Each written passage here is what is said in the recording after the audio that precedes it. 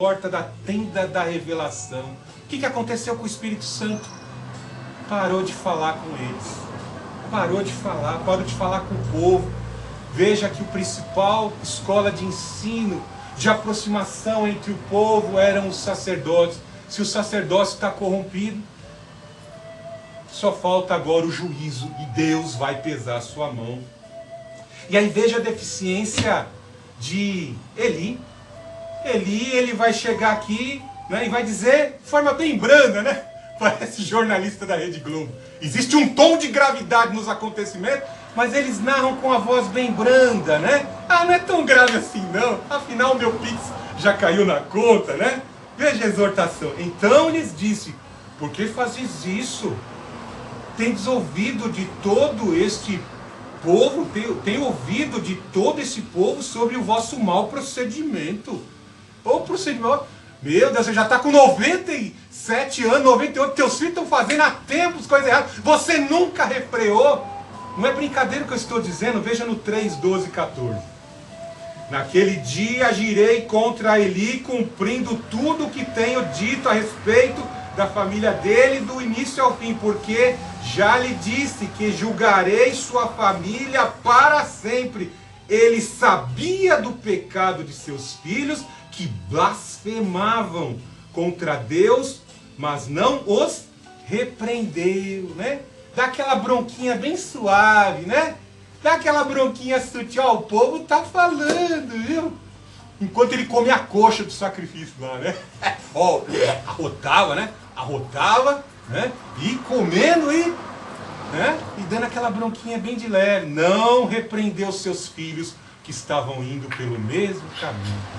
Quão terrível, né? Você pode ficar até em dúvida, porque, mas ele não profetizou aí na vida de Ana, né? Mesmo estando em pecado, pastor Fernando, como é que fica isso, né? É assim mesmo, né? Muitos estão sendo usados pelo Espírito Santo, mas não são cheios do Espírito Santo. Até bruxo Balaão foi usado pelo Espírito Santo, mas era cheio da maldade, do espírito da ganância, da usura e da fornicação. Veja no verso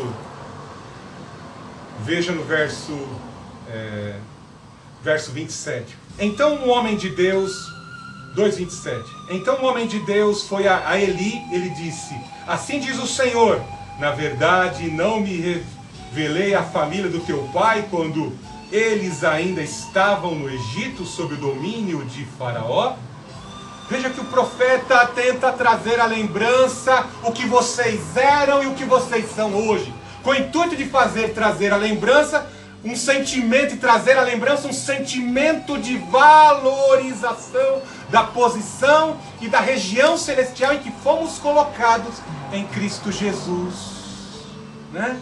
Lúcifer tinha um grau maior entre as criaturas no céu, mas foi deposto de lá porque se encheu de orgulho.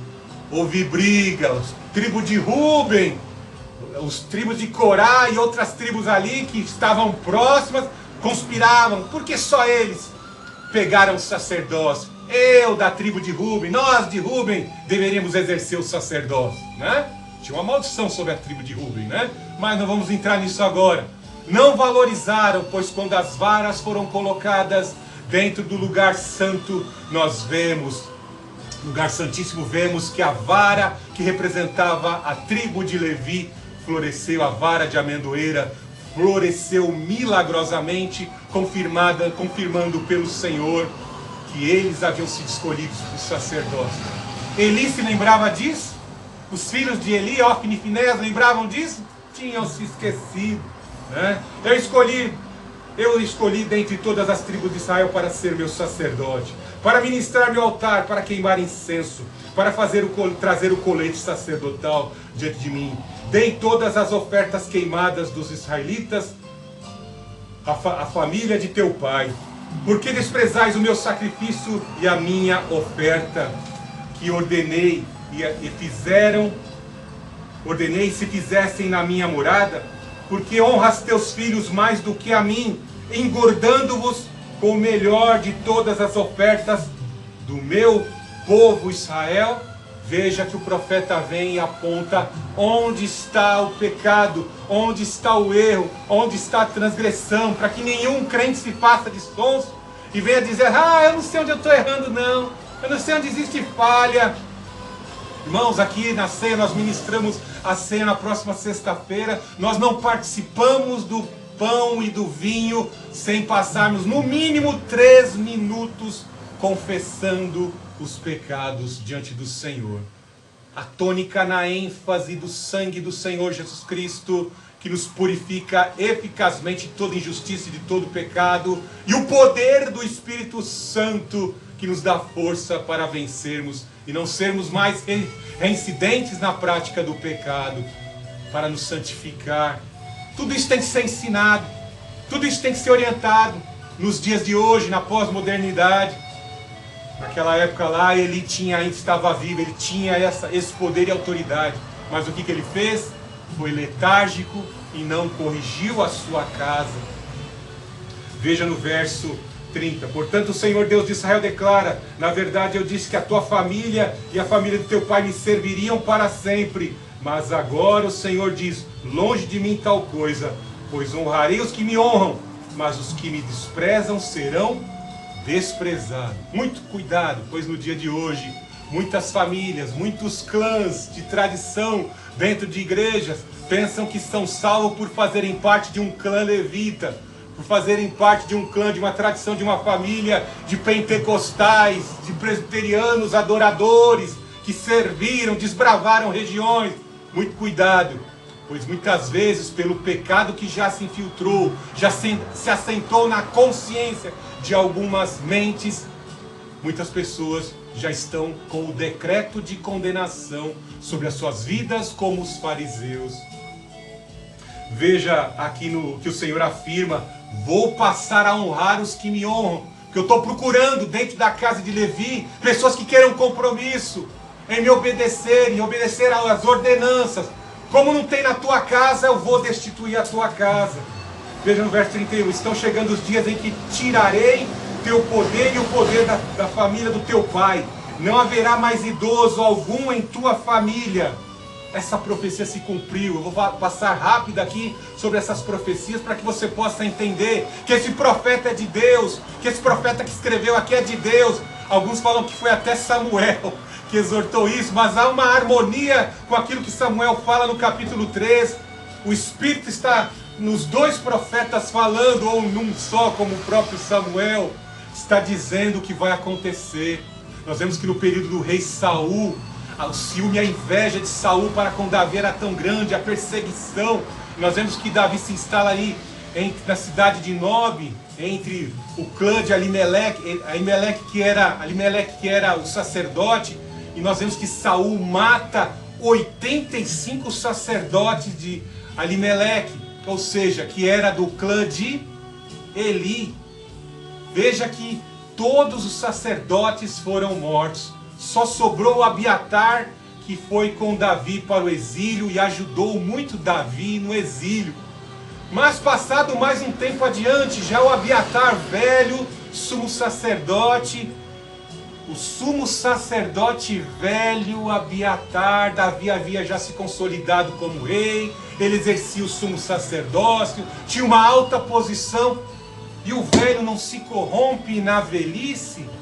Nós vemos que quando Davi já estava velho, Adonias lá, ele prepara um golpe de estado, e ele precisava do aparelho religioso, ele também precisava do aparelho militar para poder dar o golpe. Nós vemos que Joabe vai participar desse golpe, vai participar dessa conspiração contra o reino.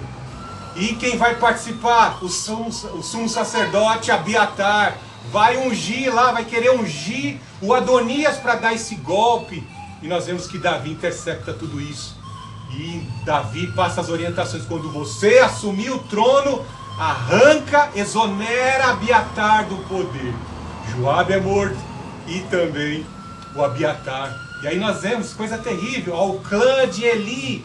Nós vemos que ao clã de Eli não tinha mais sacerdote adequado para exercer o sacerdócio. Viraram mendigos, ninguém mais confiava no clã de Abiatar nem de Eli. Foram destituídos. Veja no que ele fala aí, tá? Essas profecias encontram o cumprimento em 1 Samuel 22, de 6 a 23, 1 Reis 2 a 27. Veja no verso 34, 2:34. O que acontecer com os teus dois filhos, Ofni e Finéias, será um sinal para ti, ambos morrerão no mesmo dia. Foram enfrentar o exército de Israel em 2 incursões, mais de 34 mil soldados foram mortos. Ofni e Finéias levaram para a guerra, para a região da guerra, a arca do concerto como uma espécie de talismã para vencerem a batalha.